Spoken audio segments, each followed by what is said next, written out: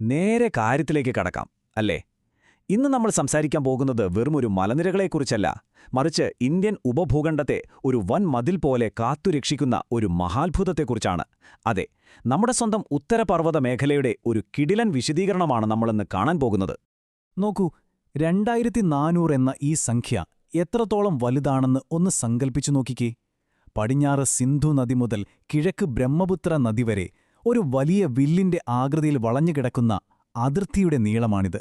അതായത് 2400 കിലോമീറ്റർ നീളമുള്ള അതിവിശാലമായ ഒരു ഭീമൻ മതിൽ. അതാണ് നമ്മുടെ ഹിമാലയം. ഹിമാലയത്തിന്റെ പടവുകൾ പ്രധാനമായും 3 ഘട്ടങ്ങൾ. വടക്കുനിന്ന് ഫലഭൂഷ്ടമായ തെക്കോട്ടുള്ള ഒരു പടവിറക്കമായിട്ട് ഇതിനെ സങ്കല്പിച്ചാൽ മതി. ആ വലിയ ഘടനയെ നമുക്ക് 3 സമാന്തര നിരകളായി തിരിക്കാം. 1 ഹിമാദ്രി, 2 ഹിമാചൽ, പിന്നെ മൂന്നാമത്തത് ശിവാലിക്. ഒന്നിനു പുറകെ ഒന്നായി കിടക്കുന്ന ഈ 3 പടവുകളിലൂടെയാണ് നമ്മൾ താഴേക്കിറങ്ങാൻ പോകുന്നത്. ഇതിൽ ഏറ്റവും മുകളിലത്തെ പടവാണ് ഹിമാദ്രി അഥവാ ഗ്രേറ്റർ ഹിമാലയം. ശരിക്കുമൊരു മഞ്ഞുമുകുടം തന്നെയാണിത്. ശരാശരി ഉയരം കേട്ടാൽ നിങ്ങൾ ഞെട്ടും. ഏകദേശം 6000 മീറ്ററാണ്. എക്കാലവും മഞ്ഞുമൂടിക്കിടക്കുന്ന കൊടും തണുപ്പുള്ള ഒരു അത്ഭുത ലോകം. ഈ സ്ലൈഡിലെ ഏറ്റവും ഇൻട്രസ്റ്റിംഗ് ആയിട്ടുള്ള കാര്യം എന്താണെന്ന് വെച്ചാൽ, ലോകത്തിലെ ഏറ്റവും വലിയ വമ്പൻ കൊടുമുടികളൊക്കെ ഈ ഹിമാദ്രിയിലാണുള്ളത്.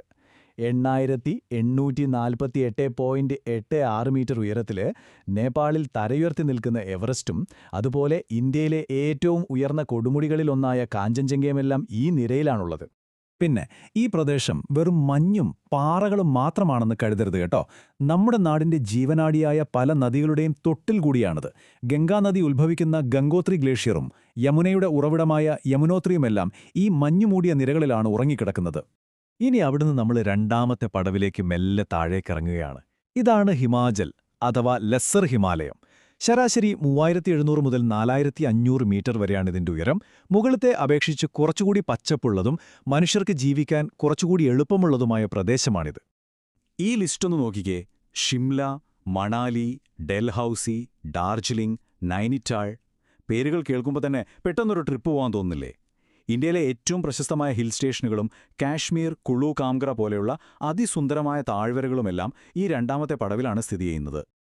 അങ്ങനെ നമ്മൾ ഏറ്റവും താഴെയുള്ള തെക്കുഭാഗത്തുള്ള മൂന്നാമത്തെ പടവിലേക്കെത്തുകയാണ്. അതാണ് ശിവാലിക് അഥവാ ഔട്ടർ ഹിമാലയം. 900 മുതൽ 1100 മീറ്റർ വരെയാണ് ഇതിന്റെ ശരാശരി ഉയരം. ഇവിടെ നമ്മൾ പ്രത്യേകം ഓർക്കേണ്ട ഒരു കാര്യമുണ്ട്. ഈ ശിവാലിക് നിരകൾക്കും ഹിമാചലിനും ഇടയിലുള്ള നീളമേറിയ താഴ്വരകളെ വിളിക്കുന്ന പേരാണ് ഡൂണുകൾ. നമ്മുടെ ഡെഹ്റാഡൂൺ ഇതിനൊരു പെർഫെക്റ്റ് ഉദാഹരണമാണ്. ഇനി നമുക്ക് അതിർത്തി കാവൽക്കാരെക്കുറിച്ച് നോക്കാം.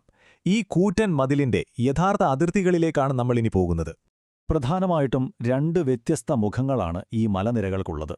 ഹിമാദ്രിക്കും വടക്കായി സ്ഥിതി ചെയ്യുന്ന പാറകൾ നിറഞ്ഞ ട്രാൻസ് ഹിമാലയവും, പിന്നെ കിഴക്കോട്ട് തിരിഞ്ഞ് വടക്ക് കിഴക്കൻ സംസ്ഥാനങ്ങളിലേക്ക് പടർന്നു കിടക്കുന്ന പൂർവാചൽ കുന്നുകളും. വലിയ വ്യത്യാസങ്ങളുണ്ട് ഇവർ തമ്മിൽ. ഇതിലെ ട്രാൻസ് ഹിമാലയം എന്ന് പറയുമ്പോൾ അതിൽ കാരക്കോറം, ലഡാക്ക്, സസ്കർ, കൈലാസ് നിരകളാണ് വരുന്നത്.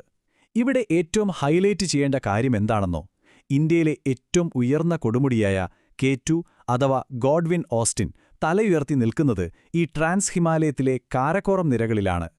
എന്നാൽ ഈ നിരകൾ നേരെ കിഴക്കോട്ട് വന്ന് നമ്മുടെ വടക്ക് കിഴക്കൻ സംസ്ഥാനങ്ങളിലെത്തുമ്പോൾ ഇതിന്റെ രൂപം തന്നെ മാറും.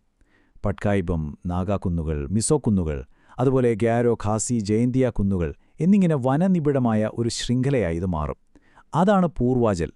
ശരിക്കും ഒരു മാന്ത്രിക വനം പോലെ ഫീൽ ചെയ്യുന്ന അടിപൊളി സ്ഥലങ്ങളാണിത്. ജീവന്റെ ഉറവിടം. എന്തിനാണ് കോടിക്കണക്കിന് ആളുകൾക്ക് ഈ പർവ്വതമേഖല ഇത്രമാത്രം പ്രധാനമാകുന്നതെന്ന് നമുക്ക് പെട്ടെന്നൊന്ന് നോക്കാം. അതിനു മുമ്പ് നിങ്ങളൊന്ന് സങ്കൽപ്പിച്ചു നോക്കിക്കേ. ഇന്ത്യയുടെ വടക്ക് ഭാഗത്ത് ഇത്രയും വലിയൊരു കൂറ്റൻ മതിൽ ഇല്ലായിരുന്നെങ്കിലോ? നമ്മുടെ ഈ ഇന്ത്യൻ ഉപഭൂഖണ്ഡത്തിന്റെ അവസ്ഥ എന്താകുമായിരുന്നു? സത്യം പറഞ്ഞാൽ ആലോചിക്കാൻ കൂടി വയ്യ.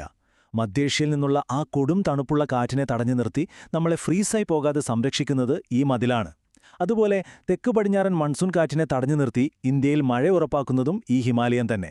ഗംഗ, യമുന, സിന്ധു, ബ്രഹ്മപുത്ര തുടങ്ങിയ നദികൾക്ക് എക്കാലവും വെള്ളം കൊടുക്കുകയും വലിയൊരു ജൈവ വൈവിധ്യത്തെ കാത്തുസൂക്ഷിക്കുകയും ചെയ്യുന്ന ഒരു നാച്ചുറൽ ബോർഡർ കൂടിയാണിത്. അക്ഷരാർത്ഥത്തിൽ ഒരു ജീവദാതാവ്. ഇനി കേരള PSC പോലെയുള്ള മത്സര പരീക്ഷകൾക്ക് തയ്യാറെടുക്കുന്നവർക്ക് ഇതൊരു സുവർണ വിവരമാണ് കേട്ടോ. ഈ പർവ്വതനിരകളുടെ ഓർഡർ, പ്രധാന കൊടുമുടികൾ, ചുരങ്ങൾ, താഴ്വരകൾ, ഇതൊക്കെ പരീക്ഷകളിലെ സ്ഥിരം ചോദ്യങ്ങളാണ്. അതുകൊണ്ട് ഇതൊരു കഥ പോലെ കേൾക്കുന്നതിനോടൊപ്പം തന്നെ നിങ്ങളുടെ വിജയത്തിലേക്കുള്ളൊരു താക്കോല് കൂടിയായിട്ട് വേണം കാണാൻ. അപ്പോൾ ചുരുക്കത്തിൽ നമ്മളിന്ന് കണ്ടതുപോലെ ഒരു നാടിന്റെ ഭൂമിശാസ്ത്രം അവരുടെ തലവര തന്നെ മാറ്റിയെഴുതുന്നുണ്ട്. നമ്മുടെ ജീവനാഡിയാണ് ഹിമാലയം. അങ്ങനെയെങ്കിൽ ഈ ഭൂമിശാസ്ത്രപരമായ അറിവുകൾ നിങ്ങളുടെ ഭാവിയെ എങ്ങനെയാണ് സ്വാധീനിക്കാൻ പോകുന്നതെന്ന് ഒന്ന് ചിന്തിച്ചു നോക്കൂ. അടിപൊളിയല്ലേ? അപ്പോൾ പുതിയൊരറിവുമായി നമുക്ക് വീണ്ടും കാണാം.